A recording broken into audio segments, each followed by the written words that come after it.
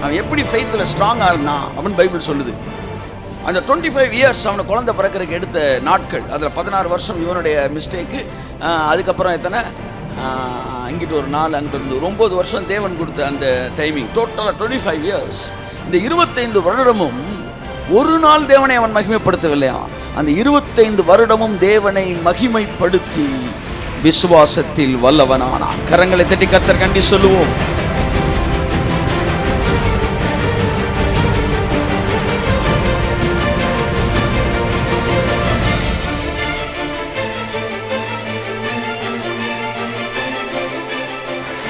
ஒரு கோடுக்கு 2 புள்ளி இருக்கு, இங்க தொடர்ந்து நீங்க முடியுதுன்னு சொல்லலாம்.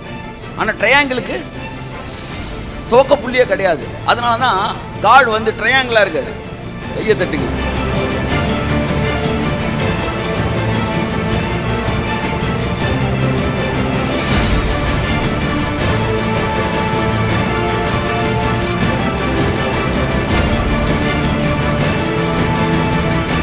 உங்க மனநிலை துதிக்கக்கூடிய மனநிலையாய் இருக்கும் என்றால் நிச்சயமாய் உங்கள் விசுவாசம் உச்சத்தில் தான் இருக்கும். விசுவாசமும் துதியும் பிரிக்க முடியாத இரட்டை குழந்தைகள்.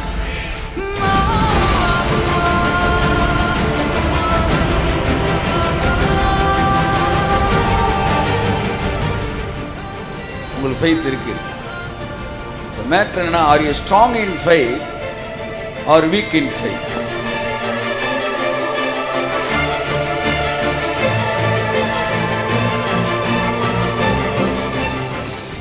இல்லை என்னன்னா, கோணல் மாறுபாடுள்ள சந்தையிலிருந்து உங்களை விலகி துதிக்கிற இருதயம் விசுவாசத்தில் வல்லவனாய் இருப்பார்கள், அல்லது விசுவாசத்தில் வல்லவர்களாய் இருக்கிறவர்கள் துதித்து கொண்டே இருப்பார்கள்.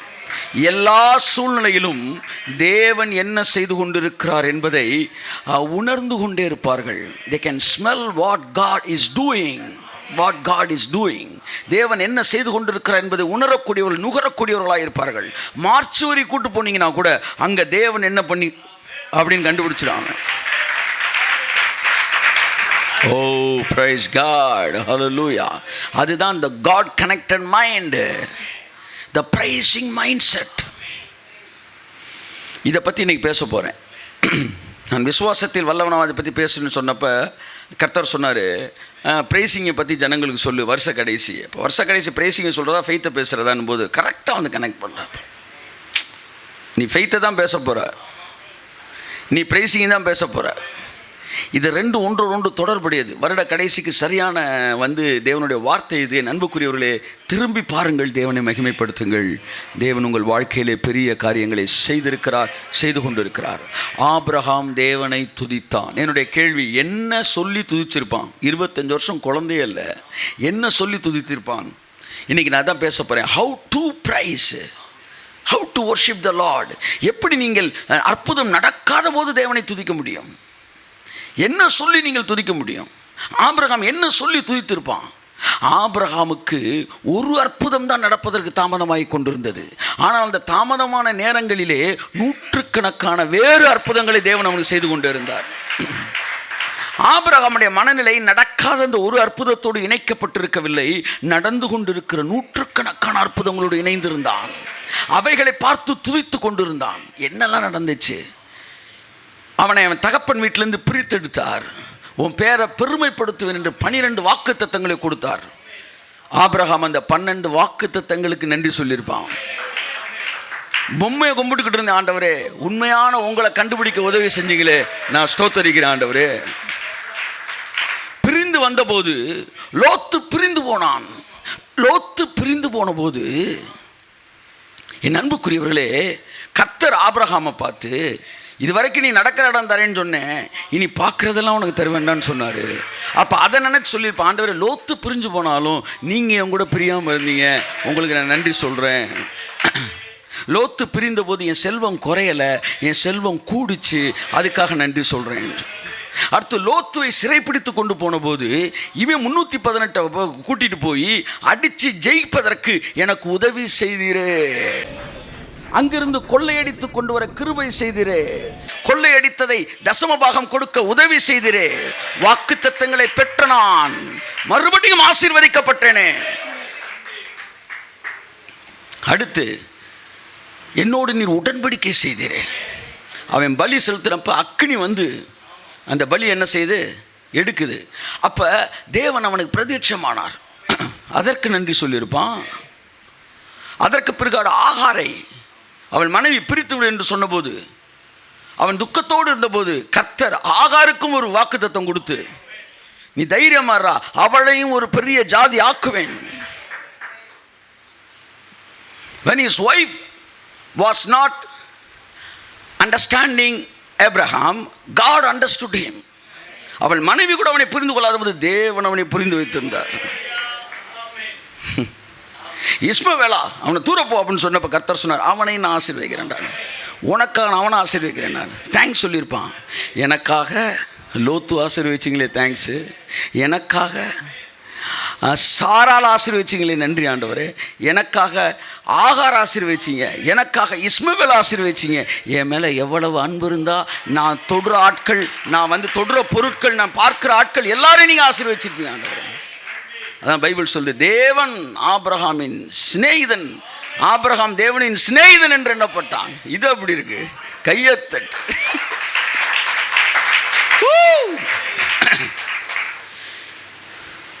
மனைவியே கம்பெனி கொடுக்க முடியாத இடத்துல ஃப்ரெண்டு தான் கம்பெனி கொடுப்பான். எத்தனை பேர் ஒத்துக்கிறீங்க? அதான் கர்த்தர் வந்து அங்கே ஃப்ரெண்டாகவே வந்துட்டார். விடுறா, நான் பார்த்துக்கிறேன்டா, என்ன பெருசாக நடந்து போச்சு, நான் இருக்கேன்ல. அவன் சிநேகிதன் என்று எண்ணப்பட்டான். இதெல்லாம் பார்த்து அவன் அப்படியே தேங்க்ஸ் பண்ணுறான். அதுக்கப்புறம் பாருங்க, விருத்த சேதனம் உடன்படிக்கை பண்ணுகிறார். அதை நினைத்து நன்றி சொல்லியிருக்கிறான். அதை நினைத்து நன்றி சொல்லியிருக்க வேண்டும். அடுத்து தொடர்ந்து அவனுடைய வாழ்க்கையில் வந்து தூதர்கள் வந்தாங்க. இந்த லோத்து அழியிறதுக்கு முன்னாடி வந்து தூதர்கள் வந்தாங்க. அப்போ ஒரு ப்ராமிஸ் பண்ணிட்டு போகிறாங்க, இவை எல்லாவற்றையும் நினைத்து அவன் ஸ்தோத்திரம் பண்ணியிருக்கணும். இதில் 1-2 சம்பவம் நான் ப்ரிப்பேர் பண்ணிட்டு வரல, குழந்தை பிறந்த பின்னாடி கூட நடந்திருக்கலாம். அதை வந்து நீங்கள் பெருசாக வந்து அது ஒரு என்ன சொல்ல, வேத ஆராய்ச்சிக்குள்ளே போக வேண்டாம். மிஸ் ஆகியிருந்தால் பரவாயில்ல, மன்னிச்சுக்கங்க, பெருந்தன்மையாக மன்னிச்சு விட்டுருங்க. ஆனால் maximum of the thing was done before the birth of Isaac. So நல்லா கவனிங்க, அவன் தேவனை மகிமைப்படுத்தினான்.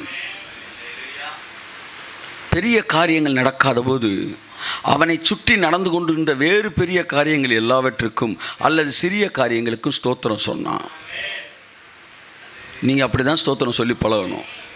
How to praise even in the time of என்ன சொல்ல வந்து நெகட்டிவ் ஆர் நீங்கள் என்ன சொல்கிற உங்கள் மனதிற்கு அல்லது நீங்கள் எதிர்பாராத அன்எக்ஸ்பெக்டட் இன்சிடென்ட்ஸ் அதெல்லாம் நடக்கும்போது எப்படி நீங்கள் ஸ்தோத்திரம் சொல்லணும்னா, ஏற்கனவே இருக்கிற பாசிட்டிவான விஷயங்களுக்கெல்லாம் ஸ்தோத்திரம் சொல்லணும். ஆபிரகாமுக்கு குழந்தை இல்லை, ஆனால் பைபிள் சொல்லுது ஆபிரகாம் அதை எண்ணாதிருந்தான். நம்ம மக்கள்லாம் இரவும் பகலும் ஜெபம்னு சொல்லி அதையே நினச்சிக்கிட்டு இருந்திருப்பாங்க. ஜெபம் இப்போ எப்படி பயன்படுதுன்னா, பழைய பாத்திரத்தை விளக்குற மாதிரி ஒரு பொருளை விலைக்கு என்ன செய்கிறீங்க, வைக்கிறீங்க. அதனால் என்ன செய்கிறீங்க, மறுபடி ஒரு நெகட்டிவை நீங்கள் யோசிக்கிறீங்க. ஆனால் ஆபிரகாம் அதை யோசிக்கவே இல்லை. ஆபிரகாம் எதையுமே யோசிக்கலன்னு சொல்லலை, ஆபிரகாம் அதை யோசிக்கலை. அதை யோசிக்கலைன்னா அப்போ வேற எதையோ யோசிச்சுட்டு இருந்திருக்கிறான். அதுதான் தேவன் செய்து கொண்டிருக்கிற காரியங்கள். ஆச்சா, இதெல்லாம் பயோகிராஃபிங்க, ஆபிரகாமோட பயோகிராஃபி. அதை நீங்கள் உள்ளே போனீங்கன்னா த சீக்ரெட் ஆஃப் சக்ஸஸை நீங்கள் பார்க்கலாம். Abraham, he was strong in faith. He was strong in faith. அவன் தேவனை மகிமைப்படுத்தி விசுவாசத்தில் வல்லவனானான்.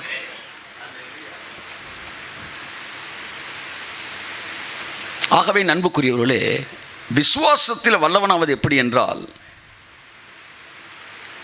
தேவனை துதிக்கிற ஒரு மைண்ட் செட்டுக்குள்ளே நீங்கள் இருக்கும்போது உங்கள் விசுவாசம் பெருகும்.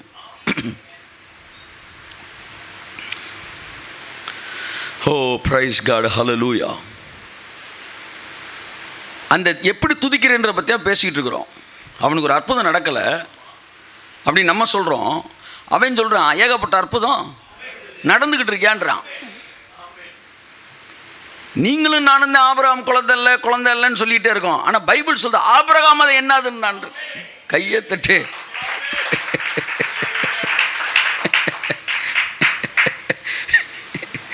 நீங்களும் நானும் ஞாபகம் வச்சுருக்கோம்லங்க, ஆனால் ஆபிரகாம் ஞாபகத்தில் அது இல்லவே இல்லைங்க. இப்போ அடுத்த என்ன பேச போகிறேன்னா, praising mind means whether it is convincing மைண்டா கிடையாது. அது தெளிவாக பேச போகிறேன்.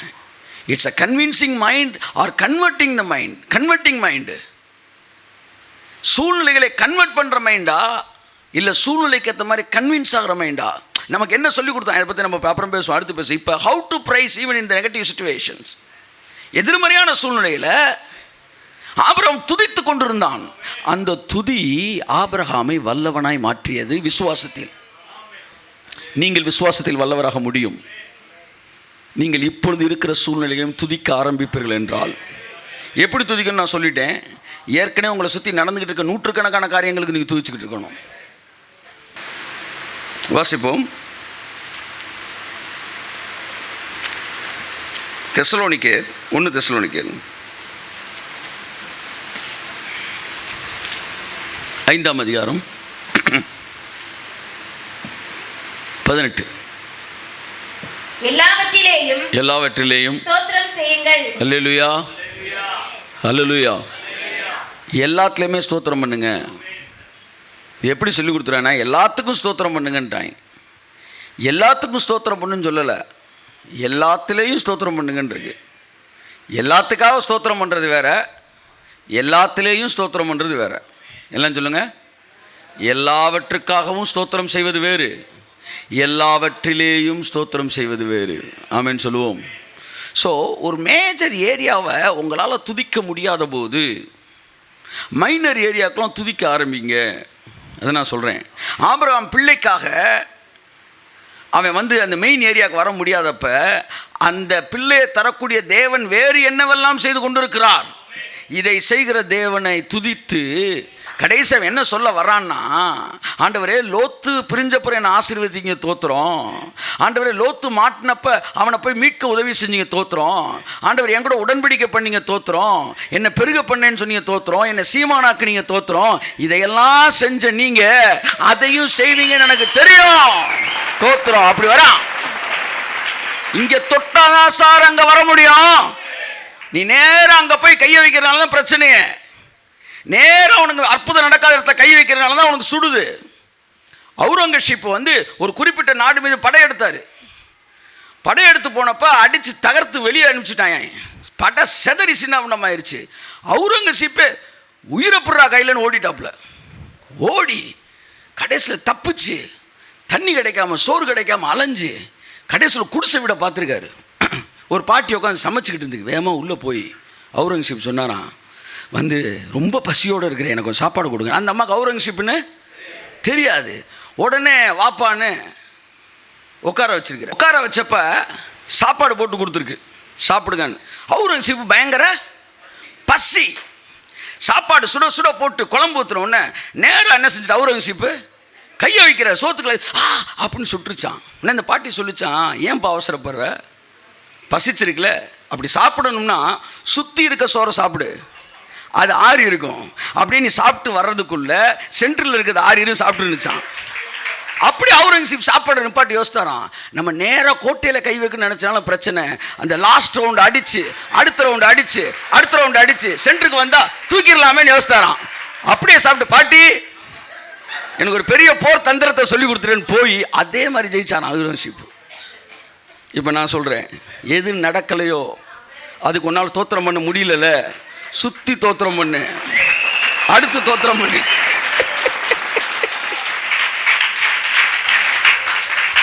சில நேரம் என் லைஃப்பில் ஒன்றுமே செய்ய முடியலன்னு அப்படியே டயர்டாகி படுத்துருவேன். பார்த்தீங்களா, படுத்தோன்னு சொல்லுவேன், சூப்பரான பெட்டை கொடுத்தீங்க ஸ்தோத்திரம் ஆண்டவர். அங்கே தொடங்கும் தோத்திரம், அங்கேருந்து வா. அடுத்த ஆண்டவர் நல்ல ஏசியை கொடுத்தீங்க தோத்திரம் ஆண்டவரே. பாருங்க நான் எப்படி வீட்டில் இருந்து எப்படி என்னை மாற்றிருக்கீங்க தோத்துறோம் ஆண்டவரே. அப்படின்னு கண்ணாடி பக்கம் வந்து அழகான முகத்தை கொடுத்துருக்கீங்க தோத்துறோம். பாசிட்டிவ் மைண்ட் உள்ள என்ட்ரு ஆகணும் உள்ள. ஆமேன். ஒருவேளை கண்ணாடியை பார்த்தா தோத்திரம் வந்து கெட்டுரும்னா கண்ணாடியை பார்க்காதீங்க. இல்லையா, கடைசியாக வாங்க கண்ணாடிக்கு. அப்படியே லாஸ்ட் ரவுண்ட் அடிங்க, அடுத்த ரவுண்ட் அடிங்க, அடுத்த ரவுண்ட் அடிங்க. ஐசியூவில் நீங்கள் இருந்தால் கூட அந்த சேரில் உட்காரும்போது ஆண்டவரே நல்லா காத்தடிக்கு ஸ்தோத்திரம் ஆண்டவரே அப்படி தொடங்க. ஒருவருக்கு ஜெபிக்க போயிருக்கிறீங்க, ஸ்தோத்திரம் சொல்லுங்க. எல்லாவற்றிலேயும் ஸ்தோத்திரம் செய்யுங்கள். எல்லாவற்றுக்காகவும் அல்ல, எல்லாவற்றிலேயும் ஸ்தோத்திரம் செய்யுங்கள். அப்படி செய்வதே உங்களை விசுவாசத்தில் வல்லவனாய் மாற்றுகிறது. என்ன நடக்கும் தெரியுமா? நீங்கள் ஸ்தோத்திரம் சொல்லும்போது சூழ்நிலையில் இருக்கிற அசுத்தாவிகள் விலகி தேவ தூதர் உள்ள இறங்கிறாங்க. ஹல்லேலூயா. எனக்கு பாருங்க, நான் ஒரு இன்வெஸ்டிகேஷன் கம்பெனியில் நான் ஒர்க் பண்ணிகிட்டு இருந்தேன். ஒரு ரிசர்ச் சென்டரில் ஒர்க் பண்ணிகிட்டு இருந்தேன். அப்போ எங்கேயாச்சும் தூக்கி வில்லேஜில் போட்டுருவாங்க, மேப்லேயே அதை பார்க்க முடியாது. அங்கே ஒரு கிராமத்தில் போட்டு அங்கே போய் இந்த இன்வெஸ்டிகேஷன்லாம் பண்ணணும். அப்போ சில கிராமங்கள் அப்போ ரசிக்கப்பட்டிருக்கிறேன். ஞாயிற்றுக்கிழமை ஆராதனைனா எனக்கு எப்படி இருக்கும்? அப்படியே ரொம்ப ஆசையாக இருக்கும். எங்கேயோ போய் போட்டுருவாங்க. அந்த ஊரில் நான் ஒரு வாரம் அங்கே கிடக்கணும், எங்கேயாச்சும் அங்கே தங்கி அந்த கிராமத்தில். அங்கே எங்கேயாச்சும்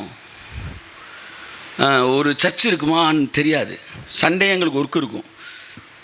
அப்போ சர்ச்சே இல்லாத ஊர்லாம் இருக்கும். சில நேரம் அங்கே போயிட்டு இருக்கும்போது திடீர்னு எங்கேயோ ஒருத்தர் அப்படியே கையெத்திட்டு அவர் வரும் நாளினில் என்னை காராம அப்படியே கேட்டோன்னு, ஆஹா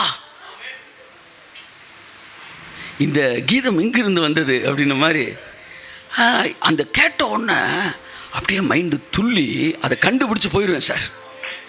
அங்கே போய் ஆஹா நல்ல ஆராதனை இடம், நான் அப்படியே உட்காந்து 1 hour நல்லா அந்த சர்வீஸில் அட்டன் பண்ணிட்டு வருவேன். தேவ தூதர்கள் கூட இப்படித்தான் பூமியில் அப்படியே இருக்கும்போது ஏன் அப்படி துதிக்கிறான், எங்கேயோ சவுண்டு கேட்குறான், அப்படியே வந்து இறங்கிடுவாங்க. இறங்கி உங்கள் அட்மாஸ்பியர் ஐசியூவாக இருந்தால் கூட அந்த இடத்தையே அப்படியே கிறிஸ்மஸ் செட்டப்புக்கு மாற்றிடுவாங்க.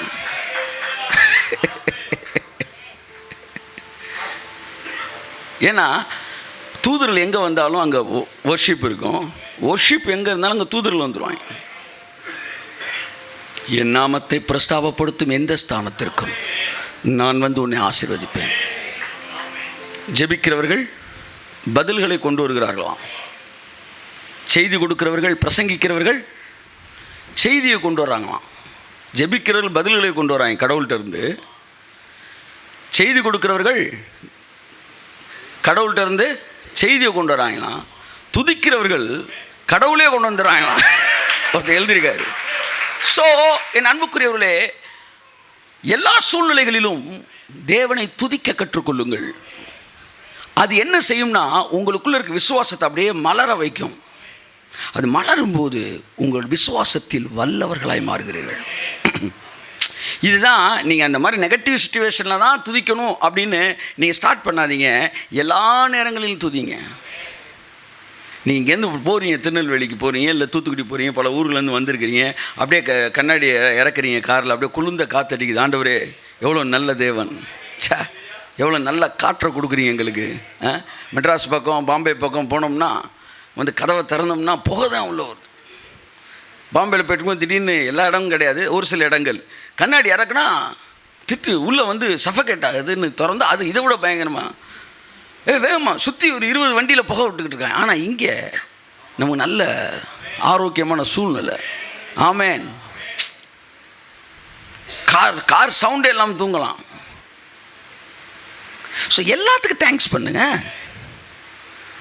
எல்லாவற்றிலேயும் நன்றி சொல்லுங்கள். அது உங்களை விசுவாசத்தில் வல்லவர்களாய் மாற்றும். சரி, நம்பர் 2, துதிக்கணும். எல்லா சூழ்நிலையிலையும் துதிக்கணும் அப்படின்னு நமக்கு சொல்லிக் கொடுக்கும்போது என்ன சொல்லி கொடுத்துட்டாங்கன்னா, எல்லாத்துக்கும் நன்றி சொல்லு அப்படின் போது என்ன சொல்லிட்டாங்கன்னா, எல்லாத்துக்கும் அப்படின்னோடனே உன் கால் உடஞ்சதுக்கு, உன் கை உடஞ்சதுக்கு, இப்படி தான் மைண்டில் கொண்டு வந்துட்டாங்க. ஆனால் நான் சொல்கிறேன், எல்லாத்துலேயும் நல்லா இருக்கிற எல்லாத்துக்கும், இல்லையா சொல்லுங்கள், எல்லாவற்றிலேயும் நன்றாக நடந்து கொண்டிருக்கிற எல்லாவற்றுக்காகவும் நன்றி சொல்லுங்கள். சார் ஹார்ட் அட்டாக்கில் ஒரு ஆளை வந்து நீ தூக்கிட்டு நேரம் என்ன செய்கிறீங்க, ஹாஸ்பிட்டலுக்கு போகிறீங்க. அந்த நேரம் பார்த்து கார்டியாலஜிஸ்ட் அந்த டாக்டர் வந்து வண்டி எடுக்கிற நேரத்தில் நீ உள்ளே போயிட்டீங்க. அதற்கு நன்றி சொல்லுங்கன்ற நான் நன்றி சொல்லுங்கள். ஏன்னா அவர் வீட்டுக்கு போயிட்டாருன்னா திரும்ப அவரை கூப்பிட்டு வர்றதுக்குள்ளே இந்த பேஷண்ட் என்ன ஆயிருக்கும். நேற்று ஒரு சாட்சி கேட்டேன். அந்த அவர் வந்து நைட்டு அந்த குறிப்பிட்ட டாக்டரு சுவிட்ச் ஆஃப் பண்ணி வெளியே வச்சுட்டு தான் தூங்குவாராம். இவரை 32 வெட்டு வெட்டிட்டாங்க. உயிர் போராடி எல்லாம் அப்படி இப்படி அருந்து தொங்கிட்டு இருக்கு. மார்ச் வரையில் ரெடி பண்ணிட்டாங்க, சரி செத்துருவாருன்னு. அந்த நேரம் அவருக்கு ஒரு நம்பர் அடிங்கன்னு அடித்த உடனே என்றைக்குமே ஃபோன் எடுக்கார் டாக்டர் எடுத்துட்டார். எல்லாவற்றிலேயும் இந்த எல்லாவற்றுக்காகவும் நன்றி சொல்லுங்கள். எல்லாவற்றுக்காகவும் நன்றி சொல்லுங்கள் என்கிற வார்த்தை இருக்கிறது. எல்லாவற்றிலேயும் நன்றி சொல்லுங்கள் என்ற வார்த்தை இருக்கிறது. நான் சொல்கிறேன், எல்லாவற்றிலேயும் உங்களை சுற்றி நடக்கிற நல்ல எல்லாவற்றுக்காகவும் நன்றி சொல்லுங்கள்.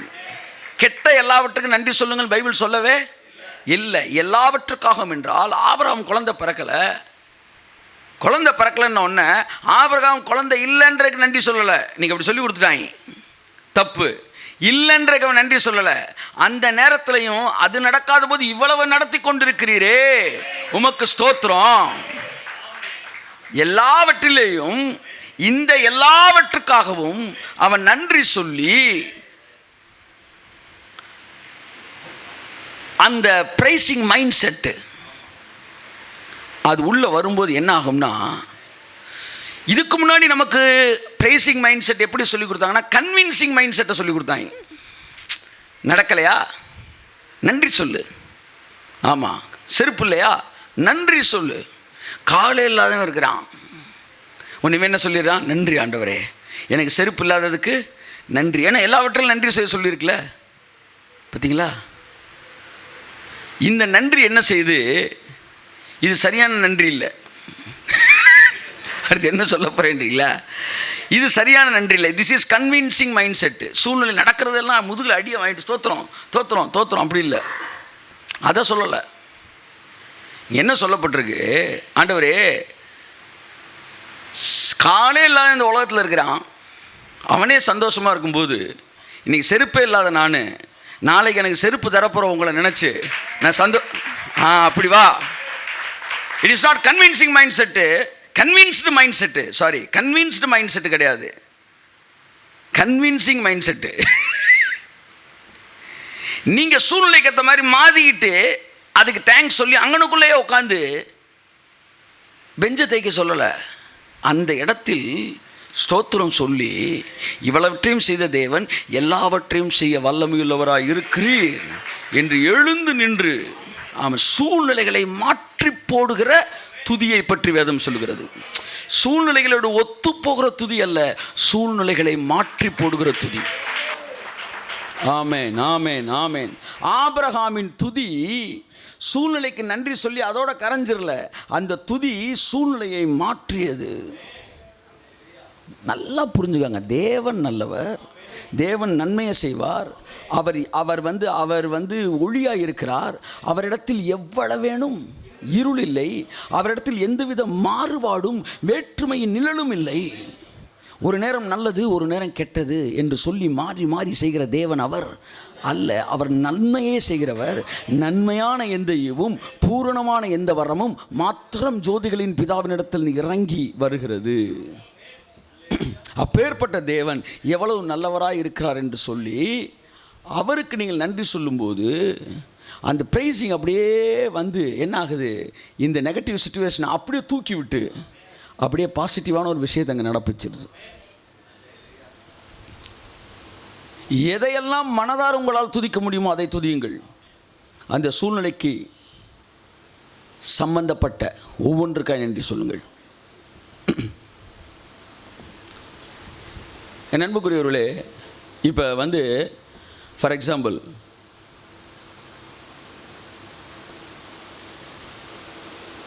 ஒரு டெங்கு ஃபீவரில் இருக்கிற ஒருத்தருக்கு ஜோம் பண்ண போகிறீங்க. அங்கே போய் நீங்கள் ஸ்தோத்திரம் சொல்லணும். இங்கே தான் பிரச்சனையே ஒன்று ஸ்டார்ட் ஆகுது. என்ன சொல்லி கொடுத்துட்டாங்கன்னா, அந்த டெங்கு ஃபீவரில் இருக்கிற ஆள்கிட்ட ஆண்டவரே இந்த வியாதியை கொடுத்ததற்காக ஸ்தோத்திரம் அப்படி வரான். புறவாசல் வழியாக வரான் உள்ள. இந்த வியாதியை கொடுத்ததுக்காய் ஸ்தோத்திரம். இந்த வியாதிக்காக நாங்கள் நன்றி சொல்கிறோம். ஏன்னா எல்லாவற்றிலையும் நன்றி சொல்லுங்கன்னு இருக்குல்ல. வியாதிக்காக ஸ்தோத்திரம் சொல்லலை, வியாதியிலே ஸ்தோத்திரம் சொன்னார். வியாதிக்கு ஸ்தோத்திரம் சொல்ல வேண்டியதில்லை, வியாதியிலே நீங்கள் பெறப்போகிற சுகத்திற்காக ஸ்தோத்திரம் சொல்லுங்கள். புரிந்து கொள்ளுங்கள். வியாதியில் இருந்து வியாதிக்கு எதிரான காரியங்களுக்கு ஸ்தோத்திரம் சொல்லுங்கள். நான் ஜெபிக்க போகிறேன். ஆண்டவரே, கொஞ்ச நாளைக்கு முன்னாடி கூட ஒரு தம்பிக்கு டெங்கு இருந்துச்சு. ஜோம் பண்ண உடனே சுகம்படுத்திக்கிறீங்க. ஸ்தோத்திரம் ஆண்டவரே. ஸ்டார்ட் ஆகுது. இது 5 பேர் அங்கே சுற்றி நீ கேட்டோன்னா அப்படியே அந்த காதுக்குள்ளே போகுது. அப்படியே அந்த அந்த அந்த அந்த வல்லம் என்ன செய்யுது? உள்ள கிரியை செய்யுது.